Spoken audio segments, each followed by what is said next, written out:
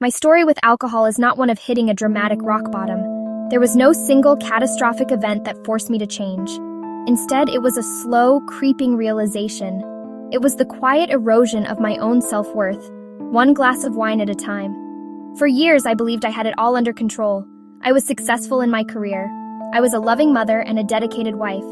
And every evening, I rewarded myself with a drink. It was my punctuation mark at the end of a long day, my signal to finally relax and unwind. The wine glass became a constant companion. It was there to celebrate the good times. It was there to soothe the stress of the bad times. It was my partner in cooking dinner, my friend while watching a movie, and my confidant during late-night worries. I crafted an entire identity around this habit. I was the woman who knew her wines, the hostess who always had a well-stocked bar, the friend you could count on for a fun night out. Alcohol was woven into the very fabric of my social life and my private moments of peace. It felt less like a choice and more like an essential part of who I was. But slowly, a shadow began to fall over this picture-perfect scene. The single glass of wine in the evening started to feel less like a treat and more like a necessity. Before I decided to quit, my life looked perfectly fine from the outside. I was a high-achieving executive in a competitive industry. Alcohol was simply part of that corporate culture. It was the social lubricant at networking events, the celebratory champagne after closing a deal. At home, my life was just as full. I had a wonderful husband and 2 beautiful young sons. I was the mom who did it all. Then, once the house was quiet, my time would begin. And my time always began with opening a bottle of wine. It was my reward for a day of hard work and endless giving. It was how I transitioned from mom and executive back to just being me. The problem was that the line between reward and routine had completely disappeared. The 1 or 2 glasses I promised myself often turned into the whole bottle. I started to plan my evenings around drinking. I would decline invitations or cut activities short if they interfered with my ability to get home and have my wine. My hobbies and interests faded into the background. Reading a book, taking a bath, or even just talking with my husband felt incomplete without a glass in my hand. Alcohol wasn't just a part of my life, it was becoming the main event. The first whispers of doubt were easy to ignore. They were fleeting thoughts that would pop into my head at inconvenient times. Do I really need this drink tonight? Am I drinking too much? What would life be like without alcohol? I would quickly push these questions away, dismissing them as silly or overly dramatic. These justifications became my shield, protecting me from a truth I was not yet ready to face. But the whisper was persistent. It grew a little louder with every morning I woke up feeling groggy and regretful. It grew louder with every promise I broke to myself about cutting back. I started to notice things I had previously ignored. I saw the way my energy levels plummeted in the afternoons. I saw the dullness in my skin and the puffiness around my eyes. The turning point was not a single moment, but a collection of them. One significant memory is of being on vacation with my family, but my mind was consumed with logistics about when I could have a drink. The whisper was becoming a shout. That's when I finally allowed myself to listen. The voice was no longer asking if I had a problem. It was telling me that I did. The roar of this realization was terrifying, but it was also liberating. It was the sound of my true self finally breaking through the fog. I knew I could no longer pretend. I knew I had to make a change. The justifications and excuses had crumbled, and I was left standing face to face with a decision that would change my life forever. Making the decision to quit drinking felt like standing at the edge of a cliff. 2 distinct paths stretched out before me, and for the first time, I saw them with perfect, sober clarity. The first path was the one I was on. It was well-worn, familiar, and deceptively easy. I could just pick up that glass, take a drink, and push this uncomfortable moment of clarity away. The second road was terrifying. It was unpaved, shrouded in mist, and I had no map for it. This was the road of sobriety. It was a complete unknown. My primary motivation was my children. I wanted to give them the best version of their mother, not the tired, irritable, and emotionally muted version that alcohol was creating. So on that Tuesday night, I made a new kind of promise. I promised myself that I would not drink the glass of wine currently sitting on my counter. And then, I promised that I would not drink for the rest of that night. I walked over to the sink, picked up the full glass of wine, and poured it down the drain. The sound of the dark red liquid gurgling away felt incredibly symbolic. It was a release. It was a declaration. The first day without alcohol was, honestly, a strange and disorienting landscape. After pouring that fateful glass of wine down the drain, I was just left standing in my kitchen with this profound sense of, what now? My main strategy for survival that first night was simple: distraction and sugar. I ate a bowl of ice cream with a focus and intensity I usually reserved for a glass of Merlot. Going to bed sober for the first time in years was a surreal experience. I had made it through one evening. It was just a few hours, but it felt like a monumental victory. The first few days were not just a mental battle. They were a full-blown physical rebellion. My body, so accustomed to its daily dose of a depressant, did not appreciate the sudden change. The physical symptoms were undeniable and deeply unpleasant. A persistent, dull headache throbbed behind my eyes. My hands had a slight tremor. It was as if every cell in my body was screaming for the substance it had come to depend on. Sleep was a battlefield. I would fall into a shallow, fitful sleep, only to be jolted awake by vivid, bizarre dreams. I would sweat through my pajamas. This was the cruel irony. The very thing I drank to help me sleep had so profoundly damaged my body's natural ability to rest. The first week was defined by the evenings. From about 5 p.m. to 9 p.m., time would slow down to a crawl. This was the witching hour, the period I had always reserved for drinking. The craving for alcohol was not just a desire for the substance, it was a craving for the routine, the punctuation mark that signaled the day's end. Every fiber of my being was programmed to expect a drink during these hours. I started going for walks right after work, physically removing myself from the kitchen, the trigger zone. These walks became a new ritual, a way to create a different kind of boundary between my workday and my evening. Amidst the physical discomfort and mental struggle of those first weeks, tiny glimmers of light began to appear. One of the first was the taste of food. About a week in, I was eating a simple bowl of strawberries, and I was stunned by how sweet and intensely flavorful they were. Another small victory was laughter. Then one night, my husband said something silly, and I found myself laughing from my belly.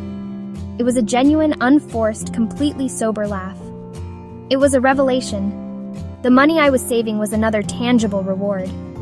Every time I would have normally bought a bottle of wine, I transferred that money into a separate savings account. Watching that number grow was a powerful motivator. The single greatest reward of those early days was the gift of a clear morning. After about a week of terrible sleep, something shifted. I finally slept through the night, and when my alarm went off, I woke up. There was no headache. There was no dry mouth. There was no wave of regret washing over me. There was just a quiet, peaceful stillness. This was it. This was the clarity I had been unknowingly craving for years. This newfound morning clarity had a ripple effect on my entire day. I had more energy. My mind was sharp and focused. I was no longer just surviving my mornings. I was living them. After surviving the initial physical withdrawal, the real work began. My brain was like a garden that had been exclusively planted with one crop for years. I had to consciously and deliberately create new pathways to joy and relief. My first experiment was with my senses. I would buy a bouquet of fresh flowers every week, not just for how they looked, but for how they smelled. I invested in a soft, luxurious blanket and would wrap myself in it in the evenings. I also had to find new ways to manage stress. I started with my breath. When I felt anxiety rising, I would stop and take 5 slow, deep breaths. I also rediscovered the power of movement. I realized that willpower alone was a flimsy shield against the powerful pull of old habits. I needed a more robust defense system. One of the most important tools was the play-the-tape-forward technique. When the alluring thought of a drink would pop into my head, I would force myself to play the entire movie. I would visualize not only the first sip, but the second and third glass that would inevitably follow. Another essential tool was having my non-alcoholic drinks ready at all times. This wasn't just about having something to drink. It was about removing the friction of making a good choice. For someone who had spent years as a people pleaser, learning to say no was one of the most terrifying and liberating parts of my journey. In my drinking life, no was not a word I used often. My first no was shaky and filled with anxiety. When a friend texted to ask if I wanted to meet for happy hour, instead of my usual instant yes, I paused. I took a breath. But my friend's response was simple. "Sounds great. Saturday morning works for me." It was a revelation. I had said no to the situation, not the person, and the world didn't end. One of the most persistent fears I had about quitting drinking was the fear of loneliness. I was convinced that my social life would evaporate and I would be left isolated and alone. My search for this new community started online. I tentatively joined a private Facebook group for women who were questioning their relationship with alcohol. Reading the posts and comments in that group was like a homecoming. This online support gave me the courage to seek out in-person connections. Walking into that first meeting was one of the hardest things I've ever done, but what I found inside was the opposite of judgment. As the weeks turned into months, I began to experience one of the most profound aspects of sobriety, facing the world completely unfiltered. For years, alcohol had been my emotional buffer. The first time I had to navigate a truly difficult day at work without the promise of a drink was a major test. Instead, I had to actually feel the frustration. And then a funny thing happened. The feeling passed. This new emotional clarity also applied to joy. My first sober birthday felt strange, but instead of chasing a chemical high, I focused on genuine experiences. I was learning that real joy doesn't need to be enhanced. After a few months of sobriety, I entered a phase I later learned is often called the pink cloud. It was a period of pure, unadulterated bliss. Every day felt like a miracle. I felt invincible, as if I had slain the dragon of addiction and was now free to roam the sunny, peaceful kingdom of sobriety forever. I truly believed the hard part was over. And then, inevitably, I hit a pothole. It happened on a completely ordinary day. Nothing particularly bad occurred, but the magic just seemed to fade. The experience of coming down from the pink cloud forced me to dig deeper. I had to understand the real reasons I drank for so many years. I had to look beyond the simple excuse of stress relief. I realized that a significant part of my drinking was driven by a deep-seated social anxiety and a fear of not being liked or accepted. Alcohol had been my liquid courage, a mask I wore to feel witty, charming, and comfortable. Another major realization was how much I used alcohol to numb my own ambition and creativity. Drinking was a way to shut off my brain, to stop the relentless drive and the fear of failure that came with it. Even after many months of sobriety, I would be ambushed by what I came to call the ghost in the machine. These were sudden, powerful, out-of-the-blue cravings that seemed to have no logical trigger. It could be the sight of a restaurant patio on a sunny afternoon, the clinking sound of ice in a glass from a movie soundtrack, or the particular smell of a certain hand soap. It was like a dormant piece of code in my brain was suddenly activated. The breakthrough came when I learned to stop fighting these ghosts and instead get curious about them. When a ghost craving appeared, I would pause, take a breath, and observe it with a kind of scientific detachment. One of the most significant setbacks I experienced happened entirely inside my own head. It was around the 1-year mark of my sobriety, and instead of feeling triumphant, I felt a strange sense of loss and resentment. I started to romanticize my drinking days, remembering only the good parts. My brain, in a classic display of euphoric recall, conveniently edited out all the hangovers, the anxiety, and the shame. This poor me narrative was incredibly seductive and dangerous. It was a form of self-pity that made me feel like a victim, and it positioned sobriety as a punishment rather than a gift. The breakthrough came when I finally shared these thoughts with a trusted friend from my support group. When I voiced my resentful monologue, she simply nodded and said, "I call that my inner toddler. She stomps her feet and wants what she can't have." Hearing her name it and normalize it was like a key turning in a lock. I started to counter the "it's not fair" narrative with the truth. It's not fair that I had to lose so much time to a substance. This practice of recognizing, naming, and reframing the thought relapse was a major breakthrough. It taught me that I could have a setback in my thinking without it leading to a setback in my actions. For a long time, I viewed my past with alcohol as a source of deep shame. The most profound breakthrough of my entire recovery came when I discovered the Japanese art of kintsugi. This is the practice of repairing broken pottery by mending the areas of breakage with lacquer dusted with powdered gold. The philosophy is that the piece is more beautiful and valuable for having been broken. This idea struck me with the force of a lightning bolt. My broken parts were not things to be ashamed of. They were the very source of my strength and beauty. I began to see my setbacks not as failures, but as my own golden seams. When I first decided to quit drinking, my focus was entirely on what I was giving up. I thought I was just closing a door on a bad habit, but in reality, I was opening a door to a world I didn't even know existed. The life I live now is not the life I had before minus wine. It is a completely different existence, richer and more colorful than I ever could have imagined. It's a life defined by addition, not subtraction. The greatest gift of this new life is presence. Before, I was a ghost at my own feast.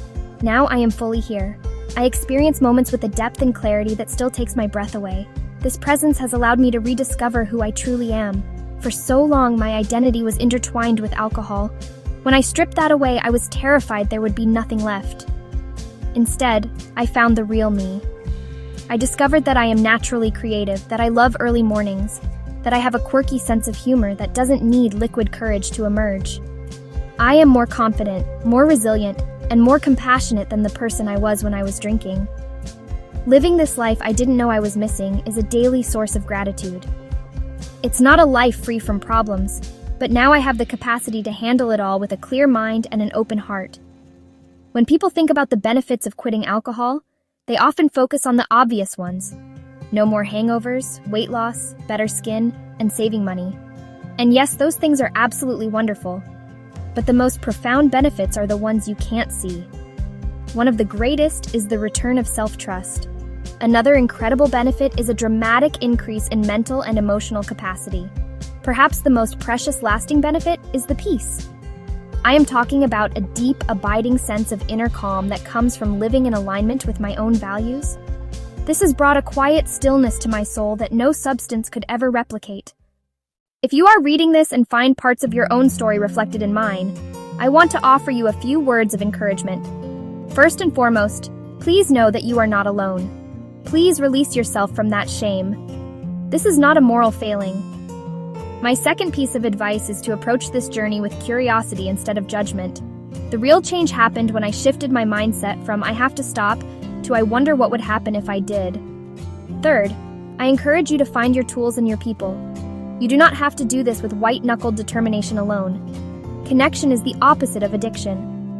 When I made that one singular decision to pour that glass of wine down the drain, I had no idea that this single act would create a ripple effect, sending out waves of positive change that would touch every single person in my life. The most immediate and powerful ripples were felt within my own home. As I became more present, patient, and energetic, the entire atmosphere of our family life shifted. My healing became their healing. Ultimately, the ripple effect is about breaking a cycle. By making a different choice, I am modeling a new way of being for my children. This is the legacy of my decision. My story is just that. One story among millions. I share it to hold up a mirror, hoping you might see a reflection of your own experience. This entire audiobook is not meant to be a lecture. It is simply an invitation. It invites you to take a short break from alcohol, perhaps for 30 days, and just observe what happens. Think of it as a scientific experiment with a sample size of 1 you. This is not about proving you have a problem. It is about gathering data. The door is open. The life you want is waiting for you. All you have to do is be brave enough to take the first step across the threshold. I promise you, from the bottom of my heart, it is the most rewarding journey you will ever take. Freedom is waiting.